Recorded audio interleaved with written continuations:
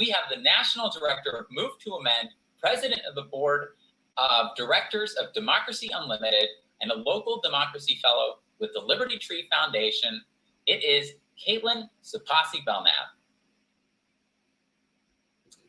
Hi, everyone. My name is Kaitlin Sopoci-Belknap, and I'm honored and excited to be here today in such distinguished company, which includes, of course, the thousands and thousands of you who are tuning in because you've had it with the corporate party duopoly. I also want to give a shout out to my fellow Greens who are here. I've been a Green since I turned 18, so I want to acknowledge my sisters and brothers who have known for a long time that this shit is rigged. I'm here today in my capacity as National Director of Move to Amend. Move to Amend is a grassroots movement to pass the We the People Amendment to the Constitution to make clear that only human beings have constitutional rights, and to make clear that the ability to exercise our First Amendment free speech rights and have influence over elections should have nothing to do with how much money you have. Last year, Movement for a People's Party endorsed Move to Amend, and I hope that you'll do the same at movetoamend.org. And the Movement for a People's Party adopted the principles of our amendment in the initial party platform, which is certainly more than can be said for the Republican Party, who embraced Citizens United with glee, and the Democratic Party, who pay lip service to ending corporate rule, but whose leadership serves at the behest of their Wall Street funders. Ending corporate rule is foundational to making real the promise of democracy, a promise that has never fully been fulfilled in the United States, and whose blessings are less attainable with every minute that Republicans or the Democratic Party hold power.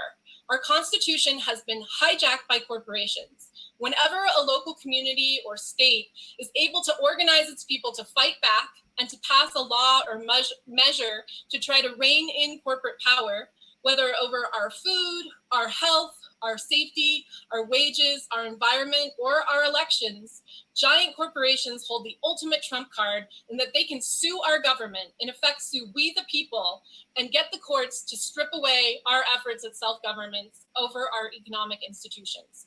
What does this look like? This looks like Monsanto suing the state of California because they don't want to have to label that Roundup causes cancer. So they claim that my state's labeling laws violate their constitutional rights, and winning because the courts uphold their rights over those of we the people.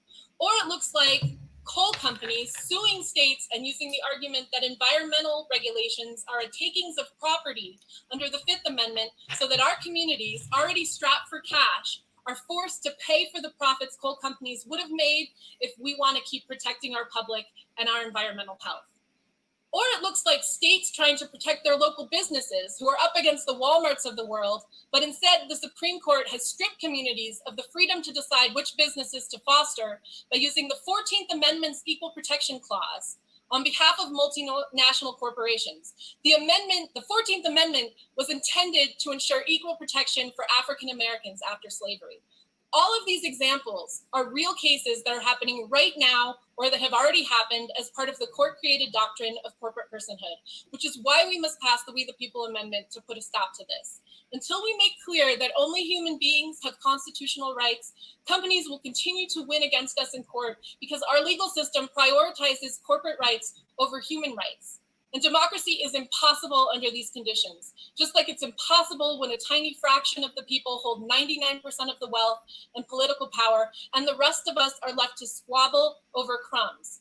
But now in 2020, we're coming together to say enough. No more squabbling. Working people have had it. If we want to control our destiny, if we want to live in a world that isn't rocked by racism or colonization or misogyny or climate disasters, we have to stand up and stop accepting our future being determined by a greedy minority whose only agenda is gobbling up everything for themselves. Vote however your conscience tells you to in November, but the time is now to build a major new party for working people in America, free from corporate and billionaire influence, that takes all that we have learned in the fight for independent political parties over the last 25 years and applies it to our current challenges and our current opportunities. We're on the precipice as a country and as a species.